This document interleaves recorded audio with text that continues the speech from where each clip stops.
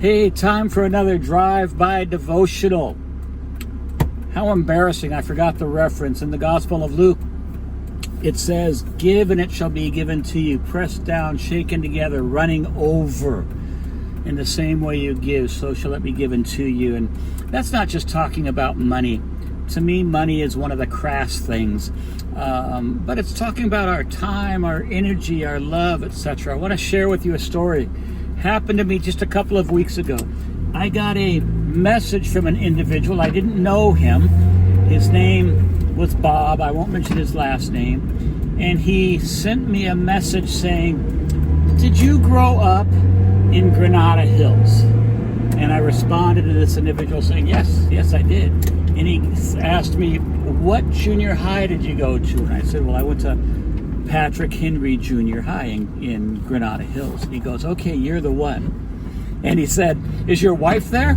And I went, "No." And he said, I won't use the language he used. It was a little bit crass, but he said, "Darn, because she won't believe this story." And he said, "I just felt like I wanted to share this story with you." He said, back in junior high school, speaking of himself, he said, "I was just a nerd. I didn't know how to play sports, etc. And we were in the same gym class together. And I was up at bat, and I didn't have any idea how to bat. I didn't know how to stand. I just got up there, and everybody was yelling at me and making fun of me, and I would never get a hit." And he said, I think he said he'd been up 2 times, and he was so horribly embarrassed. Everybody was being just really rotten to him. And he said, "The 3rd time I got up, you got up. And you said, 'Hey, come over here.' And you said, 'Okay, when you go up to bat, stand this way, bend your knees, and hold the bat this way and that.'"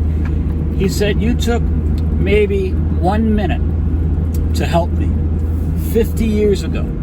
And I've never forgotten that." And I've said, evidently, repeatedly over the years, I'd love to be able to let him know, telling his wife that.